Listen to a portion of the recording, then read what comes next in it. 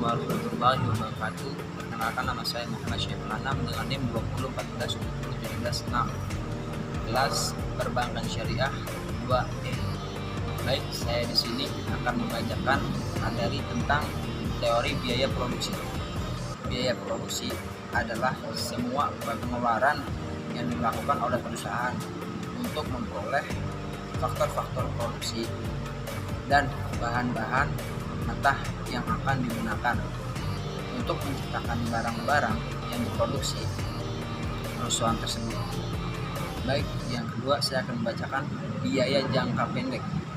Biaya jangka pendek adalah biaya yang menunjukkan sebagai faktor produksi tidak dapat ditambah jumlahnya. Salah satu faktor produksi bersifat tetap, yang lain berubah. Sekian, terima kasih. Wassalamualaikum warahmatullahi wabarakatuh. Assalamualaikum warahmatullahi wabarakatuh.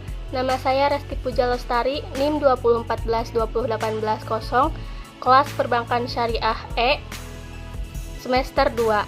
Di sini saya akan menjelaskan tentang kurva biaya jangka pendek. Terdapat banyak perbedaan jenis biaya. Biaya langsung yaitu biaya yang langsung masuk dalam proses produksi suatu barang.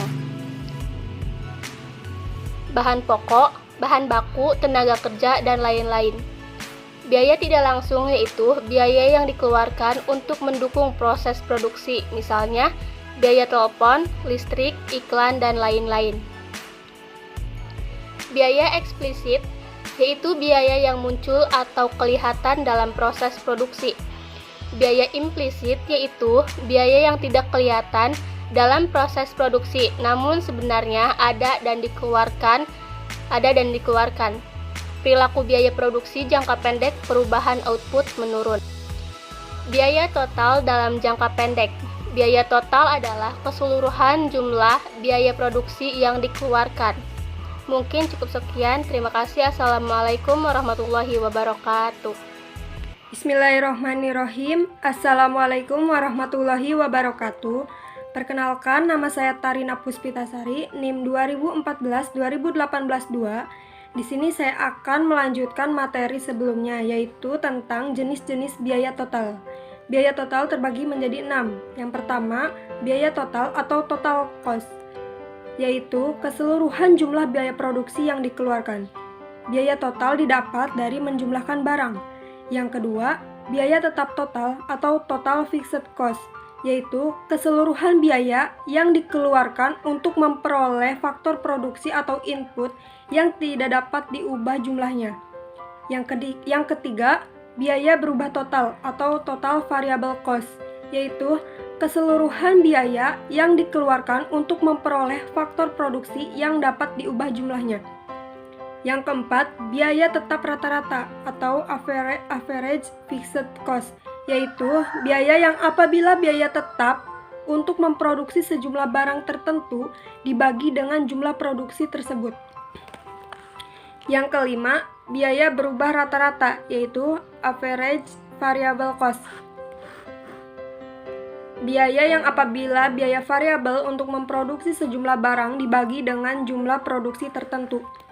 Dan yang keenam, biaya marginal atau marginal cost, yaitu kenaikan biaya produksi yang dikeluarkan untuk menambah produksi sebanyak unit keluaran tambahan.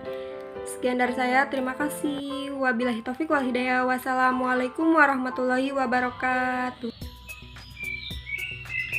Assalamualaikum warahmatullahi wabarakatuh. Perkenalkan, nama saya Amalia Zulfa Kiram dengan nomor induk mahasiswa 2014-2019-6. Di sini saya akan melanjutkan materi dari saudari Tarina Puspitasari. Biaya jangka panjang. Biaya jangka panjang adalah biaya yang menunjukkan semua faktor produksi dapat mengalami perubahan. Semua faktor produksi bersifat berubah. Kurva biaya jangka panjang. Meskipun kurva SAC dan kurva LAC dalam gambar di atas keduanya berbentuk U, namun masing-masing mempunyai alasannya tersendiri. Kurva SAC mula-mula turun tetapi akhirnya naik karena berlakunya hukum hasil yang semakin berkurang akibat pada input tetap dalam jangka pendek. Dalam jangka panjang, tidak ada input tetap dan bentuk kurva LHC ditentukan oleh skala ekonomis dan disekonomis. Baik, terima kasih dari saya. Wassalamualaikum warahmatullahi wabarakatuh.